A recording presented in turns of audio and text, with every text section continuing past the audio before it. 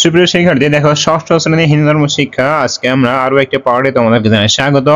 যারা আমার চ্যানেলটাকে সাবস্ক্রাইব করোনি অবশ্যই চ্যানেলটাকে সাবস্ক্রাইব করে দাও এবং পাশে থাকা বেল আইকনটি বাজিয়ে দাও এবং সেই সাথে সাথে আমাদের ফেসবুক পেজটাও একই নামে ফলো দিয়ে সাথেই থাকো।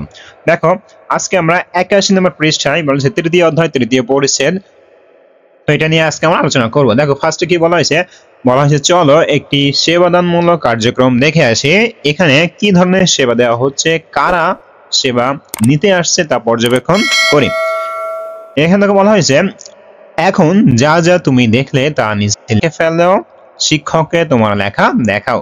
অর্থাৎ একটা সেবামূলক যে প্রতিষ্ঠান বা সংগঠন বা কার্যক্রম, সেই সেবামূলক কার্যক্রম বা প্রতিষ্ঠানে কি কি কাজ হয়, কারা সেখানে সেবা নিতে আসে, সেইগুলো তোমাকে এখন মূলত লিখতে হবে।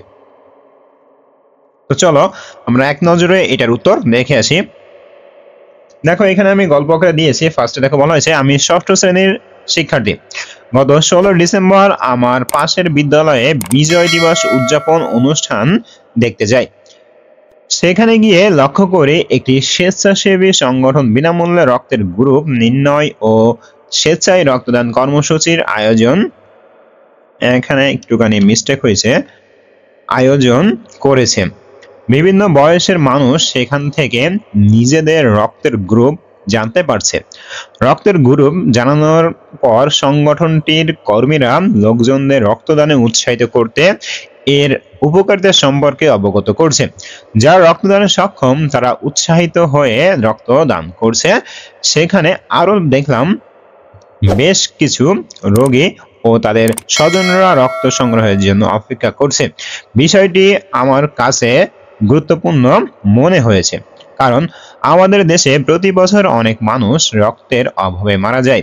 আবার রক্তের গ্রুপ না জানার কারণে রক্তদানে সক্ষম অনেক লোক এই মহৎ কাজ করার সুযোগ থেকে বঞ্চিত হচ্ছে। তাই আমি মনে করি ব্যাপকভাবে জনসচেতনতা সৃষ্টি করে সকলকে রক্তদানে উদ্বুদ্ধ করা উচিত। এবার দেখো এর পরে বলা হয়েছে শিক্ষক তোমাদের সেবাদান কার্যক্রম দেখার অভিজ্ঞতার আলোকে নিচের প্রশ্নগুলো নিয়ে ভাবতে বললেন। তো এবার খেয়াল করে দেখো তোমরা এই সেবাদান কার্যক্রমে কি কি দেখেছো। এখানে কি সবাই সেবা পাচ্ছে, এখানে কোন বিষয়টি তোমার সবচেয়ে বেশি গুরুত্বপূর্ণ মনে হয়েছে। তো দেখো এই যে তিনটা প্রশ্ন, চলো আমরা তিনটা প্রশ্ন একটা একটা করে দেখে আসি। দেখো ফার্স্ট, তোমরা এই সেবাদান কার্যক্রমে কি কি দেখেছো। এখানে প্রথম যে উত্তরটা আমি দিয়েছি, আমরা দেখছি একটি স্বেচ্ছাসেবী সংগঠন রক্তের গ্রুপ নির্ণয় ও স্বেচ্ছায় রক্তদান কর্মসূচির আয়োজন করেছে। সেখানে বিভিন্ন বয়সী মানুষ নিজেদের রক্তের গ্রুপ জানতে পারছে, কেউ বা রক্তদান করছে, আবার কেউ বা রোগীর জন্য রক্ত সংগ্রহ করছে। তারপর দেখো 2 নম্বর যে কোশ্চেন ছিল, বলা হয়েছে এখানে কি সবাই সেবা পাচ্ছে। তো এখানে আমি দিয়েছি হ্যাঁ সবাই সেবা পাচ্ছে। এবার দেখো 3 নম্বর যে কোশ্চেন ছিল, এখানে কোন বিষয়টি তোমার সবচেয়ে গুরুত্বপূর্ণ মনে হয়েছে। দেখো আমি এখানে দিয়েছি আমার কাছে বিনামূল্যে রক্তের গ্রুপ নির্ণয়, স্বেচ্ছায় রক্তদান এবং রোগীর জন্য রক্ত সংগ্রহের বিষয়টি সবচেয়ে গুরুত্বপূর্ণ বলে মনে হয়েছে, কারণ অনেকেই শুধু রক্তের গ্রুপ না জানার কারণে রক্তদানে সক্ষম হওয়া সত্ত্বেও রক্ত দিতে পারে না, আর উপযুক্ত সময়ে ডোনার বা রক্তদাতা না পাওয়ার কারণে অনেক রোগীকে বাঁচানো যায় না। তো দেখো আশা করি এই তিনটা যে কোশ্চেন ছিল তোমরা সেটা খুব সুন্দরভাবে বুঝতে পেরেছো। এবার আসি পরে দেখো বলা হয়েছে এবার পরবর্তী পৃষ্ঠায় দেওয়া দেবদাস চক্রবর্তীর আঁকা মুক্তিযুদ্ধে পোস্টারটি দেখো। তাহলে পরবর্তী পৃষ্ঠাটা আমরা একটু দেখে আসি। দেখো এই হলো একটা মুক্তিযুদ্ধের পোস্টার, খুব সুন্দরভাবে দেখো খেয়াল করো, আমরা দেখে নিলাম। এবার দেখো বলা হয়েছে এবার বাড়িতে অথবা এলাকায় তোমার পরিচিত কোনো বীর মুক্তিযোদ্ধার কাছ থেকে নিচের প্রশ্নগুলোর উত্তর সংক্ষেপে লিখে নিয়ে আসবে।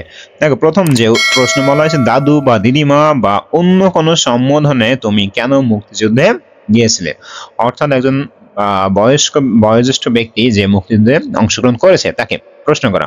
দ্বিতীয়ত ছোট বড় নারী পুরুষ তরুণ বৃদ্ধ তোমরা সবাই যুদ্ধে গিয়েছিলে। তৃতীয় নম্বর প্রশ্ন তখন কি সব ধর্মের মানুষেরা মুক্তিযুদ্ধে গিয়েছিল? তাহলে চলো আমরা এটারও উত্তর দেখে আসি। তাহলে এটাই সেই পোস্টার আমরা খুব সুন্দরভাবে দেখছি। এবার দেখো প্রথম যে প্রশ্নটা, দাদু বা দিদিমা বা অন্য কোনো সম্বোধন করে তুমি কেন মুক্তিযুদ্ধে গিয়েছিলে?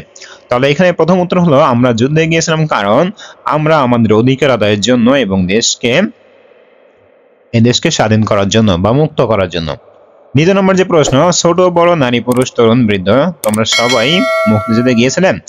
এখানে দেখো উত্তর হলো হ্যাঁ, আমরা ছোট বড় নারী পুরুষ তরুণ বৃদ্ধ সবাই যুদ্ধে গিয়েছিলাম।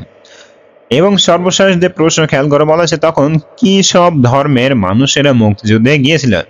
তো দেখো এখানে হ্যাঁ, আমরা সকল ধর্মের মানুষ একতাবদ্ধ হয়ে যুদ্ধে গিয়েছিলাম।